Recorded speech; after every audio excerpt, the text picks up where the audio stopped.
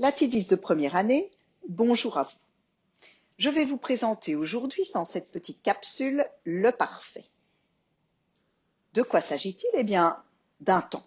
C'est un temps qui est formé sur le thème du parfait, auquel j'ajoute des désinences spécifiques au parfait. Pas de panique, le thème du parfait, vous le connaissez en fait parce que vous avez étudié des temps primitifs. Je vous donne un exemple, amare, amo, amawi, amatum. Amawi, c'est l'indicatif parfait première personne du singulier. Pour avoir le thème du parfait, je retire le i de la désinence et j'ai le thème. Donc, vous connaissez déjà tous les thèmes du parfait. Alors, ce nouveau temps va en fait être traduit en français par du passé composé ou du passé simple. Donc, je vous montre ça pour les verbes des conjugaisons modèles et aussi pour le verbe esse. Amare, le thème du parfait, c'est amau. Monere, le thème du parfait, c'est monu.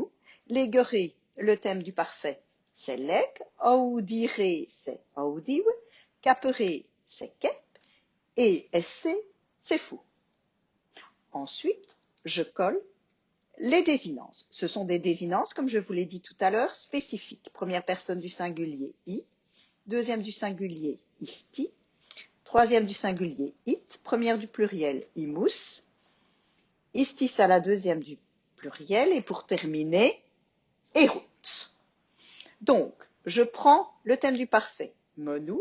J'ajoute imus, monu imus, indicatif parfait, actif, première personne du pluriel. Nous avons averti ou nous avertîmes.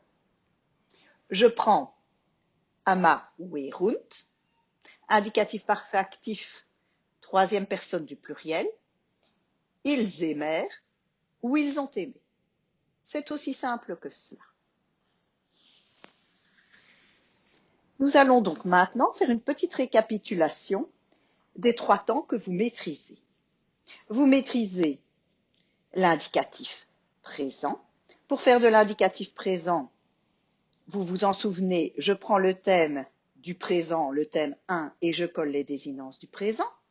L'imparfait, c'est le même thème, le thème 1, les mêmes désinences, mais entre le thème et la désinence, je colle une caractéristique temporelle ou un suffixe qui est bas ou est bas. Bas à la première et à la deuxième conjugaison, et bas à la troisième, à la quatrième et à la quatrième bis.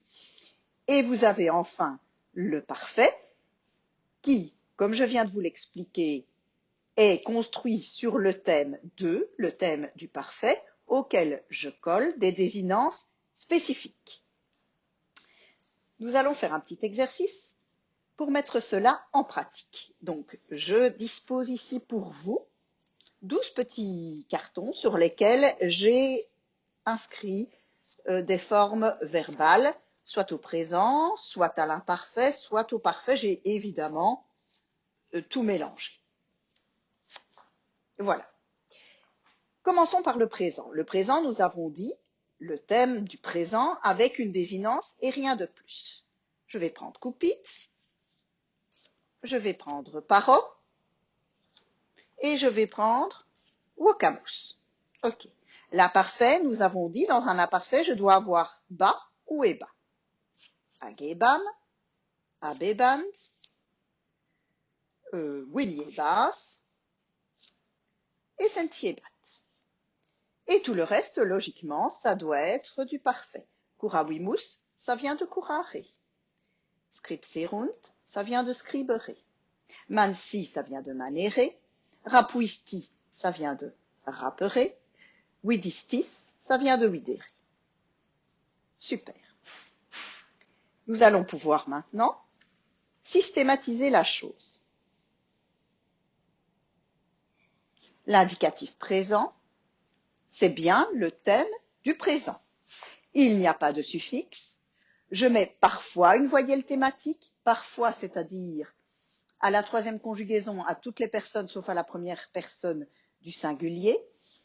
Et puis je mets les terminaisons ost, musti, sente.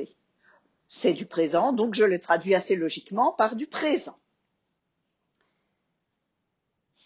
L'imparfait, c'est le thème du présent, donc le même thème. Au présent, il n'y avait pas de suffixe. Maintenant, je mets un suffixe. Je mets le suffixe bas ou eba.